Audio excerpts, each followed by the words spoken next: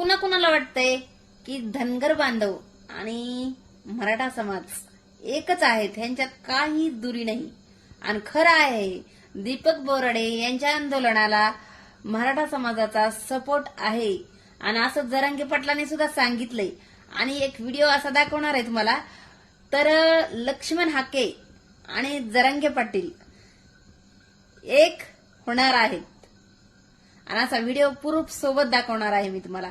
आणि आपले गंगाधर नाना काळकुटे यांच्यासोबत हक्के साहेब व्हिडिओ कॉलवर सुद्धा बोललेले आहेत. तुम्ही ऐकू शकता. त्यातील सर्व समाज बांधवांना सांगतोय तुम्ही बघा की व्हिडिओ. प्राध्यापक लक्ष्मण हाके सर हे सुद्धा येणाऱ्या काळात मनोजदादा जरांगे यांची भेट घेतील.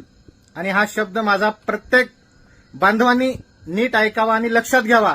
येणाऱ्या काळात जर लक्ष्मण हाके सरांनी नाही जर भेट घेतली तर मग तुम्ही म्हणा. कारण काही दिवसापूर्वी जे प्राध्यापक लक्ष्मण हाके सर मराठाला टार्गेट करतात किंवा शिव्या देतात, त्या लक्ष्मण हाके सरांनी व्हिडिओ कॉलद्वारे गंगाधर नाना काळकुटे यांच्यासोबत बोलणं झालं का नाही हे स्पष्ट करावं. आणि ते बोलणं मी माझ्या स्वतः कॉलवरून माझ्या मोबाईलवरून करून दिलेलं आहे. मग जर हाके सर आपल्या सहकाऱ्यांसोबत गंगाधर नाना काळकुटे यांच्यावर व्हिडिओ कॉलवर बोलत असतील तर मग इतर धनगर समाज बांधवांनी सुद्धा हुशार व्हावं. कारण येणाऱ्या काळात ही भूमिका सर्वांची स्पष्ट राहील की या महाराष्ट्रातला मराठा समाज बांधव आपला काही शत्रू नाही.